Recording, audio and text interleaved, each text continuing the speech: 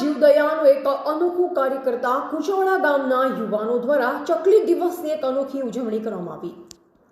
ડીસા તાલુકાના કુચવાડા ગામના સેવાભાવી જીવદયા પ્રેમી યુવા શ્રી શૈલેષભાઈ રણછોડભાઈ જોશીને તેમના મિત્ર દ્વારા ડીસા તાલુકાની અલગ અલગ ગામડાની સ્કૂલોમાં ચકલીઓને રહેવા માટે માટીના 2100 ચકલી ઘરનું નિઃશુલ્ક વિતરણ કરવામાં આવ્યું।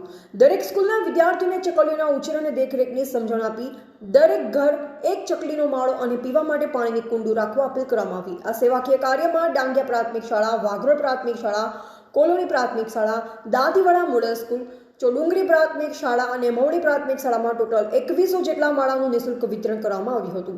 આ ચકલીઓ બચાવના કાર્યમાં જોશી શૈલેષકુમાર રણછોડલાલ, પિન્ટુભાઈ નારાયણભાઈ જોશી, સુરજભાઈ વિક્રમભાઈ જોશી, રાકેશભાઈ તખાજી ઠાકોર, કીર્તિભાઈ ધુંખાજી દરજી, સચિનભાઈ ભાટી, નારાયણભાઈ ઠાકોર, રાકેશભાઈ ઠાકોર આ તમામ મિત્રોના સહકારથી 27,300 રૂપિયાના 2100 ચકલીઓના રહેવા માટે માળાનું નિઃશુલ્ક વિતરણ કરવામાં આવ્યું, જેમાં 7 ગામડાની સ્કૂલના વિદ્યાર્થીઓ ખૂબ જ ઉત્સાહભેર ભાગ લઈ દરેક વિદ્યાર્થીએ એક ચકલી બચાવવા માટે વિશ્વાસ આપ્યો હતો।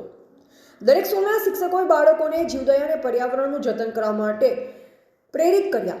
વધુમાં ગૌમાતા બચાવ અભિયાનના ગૌભક્ત શ્રી વસંતભાઈ દેસાઈ પાવડાસણે જણાવ્યું કે આ શૈલેષભાઈ જોશી દ્વારા દર વર્ષે ઉનાળાની સિઝન પહેલા ચકલીઓના માળા, પાણીના કુંડાનું નિઃશુલ્ક વિતરણ કરી જીવદયાનું એક ઉત્તમ કાર્ય કરી રહ્યા છે, જે બદલ તેમની અને તેમની ટીમના યુવા મિત્રોને ખૂબ ખૂબ અભિનંદન છે। અહેવાલ અમૃતમાળી, સંબંધ ભારત ન્યૂઝ, ડીસા, બનાસકાંઠા।